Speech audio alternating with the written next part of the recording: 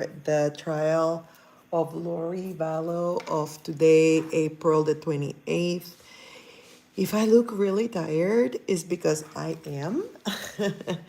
But you don't come here for whether I look tired or refreshed. You come here for the updates. Hi, my name is Jenny, and I am a pastor, a coach, a proud follower of Jesus, and I am following the Lori and Chad Daybell's case and trials because I'm connected to it, because I'm a mom, a passionate mom of two teenagers. You know, I like to call my daughter a teenager, but in reality, she's 20 now. But it's kind of hard to stop looking at her as a teenager. Um, and then my son JC is 15, and so this case really, and any case that has to do with mothers and children, strikes really close to home. Another thing that strikes very close to home is because there is a religious connotation to this trial. Now, I consider myself spiritual, a follower and lover of Jesus. I do not consider myself a religious person. I always tell people that the religious people were the ones that nailed Jesus on the cross. So I rather not look at myself as that. Although the Bible describes that true religion is to take care of the widows and the orphans, I think the connotation of the word religion nowadays is not good from my perspective. And I think the case of Lori and Chad Daybell is an excellent example of why I steer away from calling myself a religious person. As you guys may or may not know, Chad and Tammy Daybell are accused of founding the Church of the Firstborn and a movement called Prepare a People, where they consider themselves to have lived in prior lives and to have been tasked with the responsibility of gathering the 144,000, which is a number mentioned in the Bible and has nothing to do with actually 144,000 people. It's a symbolic representation of the church, which is a combination between the Jewish people and the Gentiles. But that's material for another time. Do you guys want these topics? Listen, I'm a pastor and I'm a lover of the Bible. So if anybody wants me to cover these topics, I'll be more than happy to cover them, but not right now because you guys are jumped in for the case. So let me tell you what happened today. Today, Samantha William, I think is the way you pronounce his name. She is the sister of Tammy Daybell. She continued and wrapped up her testimony. And she talks about a visit that Tammy Daybell did to the family where Shad didn't get off the car and she just said hi. And apparently Shad had told her, you have to go visit your family. So it was like, he knew she was going to get murdered. And that's very, very sad. She also spoke about how absolutely devastated she was when he decided to bury her far away from where they lived. I mean, she was happy that he was choosing to bury her close to her family, but she couldn't understand why the guy that had been married with her for 30 years did not want to be close to her graveside. I lost my husband recently, and I decided to cremate him. I did not want to have a gravesite to go visit him because I don't think that he is there. And I know different people feel differently, but in this case, it was not a matter of just not wanting him, wanting to be, not just wanted not to go to a gravesite to see her, but just to put her as far away as he could from them.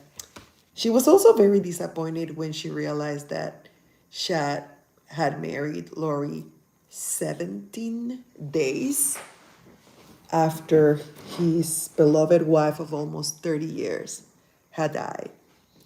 This is what she said. And then later she discovered that it was worse, that it had only been 2 weeks after. Then they had the 911 dispatcher of the botched attempt by Charles Vallow to kill Tammy. That was on October the 9th. It was at 9 p.m. and it was the fall. So he could barely see, and he obviously didn't point the gun right at her, and He was completely masked, so she thought it was paintball. But when the police checked, there were no signs of paintball or any type of paint. He simply did not see her well, and she couldn't see him well either because it was the fall and it was at 9 p.m. and it was dark. And it's very sad because when they're playing the recording of her calling 911. She really thinks that Chad is going to protect her. She's like, yeah, my husband, my son, blah, blah, blah. When in reality, he was very much part of it, and he was probably pretty disappointed that that Alex Cox had failed. 10 days later, after this botch attempt, 10 days later, Tammy dies, actually dies, and she dies by asphyxiation. We now know, although originally it was declared as death by natural causes. But think about this for a minute. Alex Cox tries to kill her on October 9th. She actually gets murdered on October the 19th. Charles Vallow, Lori Vallow's husband, had gotten murdered also by Alex Cox on July the 11th. In September, around September 22nd or 23rd, it is presumed that J.J. Vallow died. Anti-Lee is presumed to have been killed prior to that on September 8th and 9. And so think about this for a minute. July 11th, Charles Vallow. September 8th, Ty Lee. September the 22nd, JJ.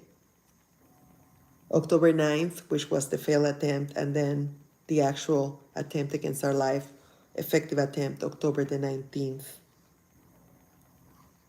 These people kill all these beautiful people, as the prosecution said, because of money, sex, and just greed, power.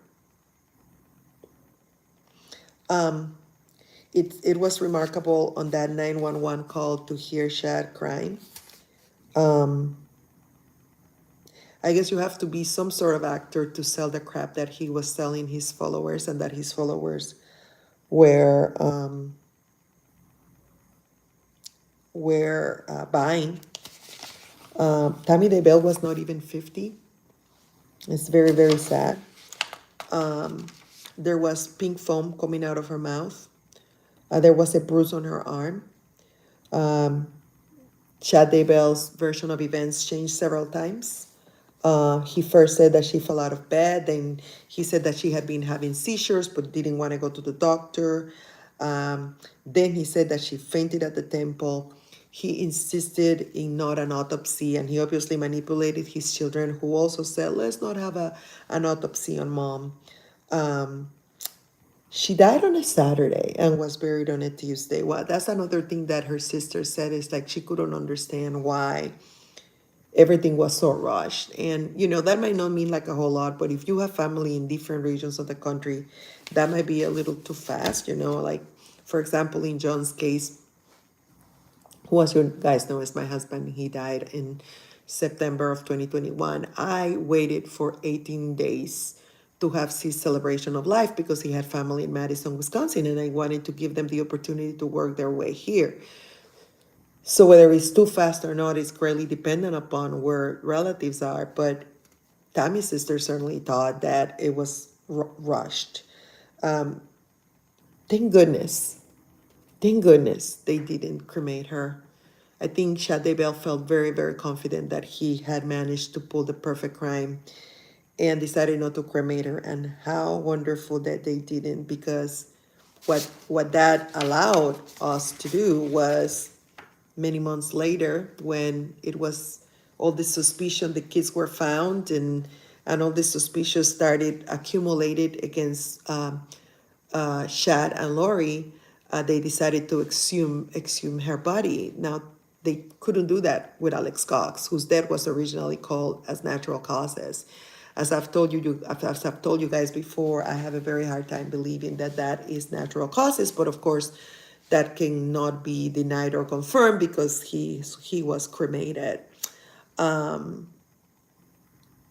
Tammy, another very, very interesting thing is that they interviewed Oh, I wanted to tell you, they interviewed two people that could attest to the fact that Tammy was doing like clogging. They interviewed the teacher of the clogging class, and they asked her to tell us like what kind of class was that. That's like a high intensity kind of river dance, Irish dance, fast paced workout. She was also doing Zumba and intense aerobics. So all these of chats attempts to say that she was sickly and that she was weak and that there's nothing to corroborate that.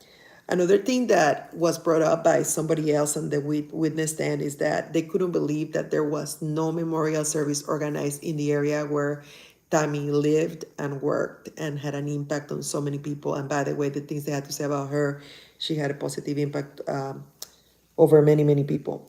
The only one thing that really bothers me, and this is something that the defense brought up, is that Tammy, and of course, I'm not suggesting that she deserved to be killed. Please don't misinterpret me. But it bothers me because she basically helped Chad build this Prepare the People podcast, publish his books, and she was very proud of him going to all those conferences. And as I have said before in this playlist, nothing big starts big, it starts small. We start deviating from the true word of God, and then we start making up little stories, a little story here, a little story there, and before we know it, we have a full-blown sect. And that's how it started.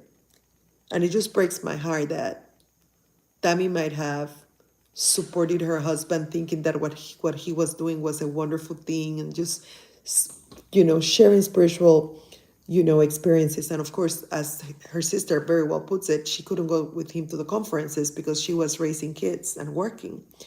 And, she was basically the heavy lifter. She was the one that was working so that Chad could do his spiritual stuff.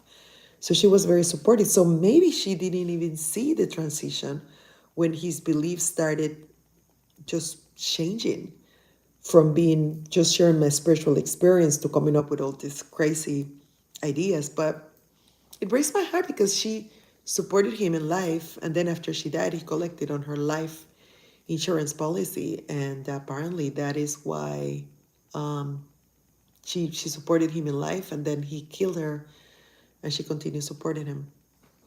Um, she was also, her family were very devastated and put a big question mark on the fact that, you know, Daybell pretty much shoved Lori down their kids' throats, and they had like a family outing shortly after they got married.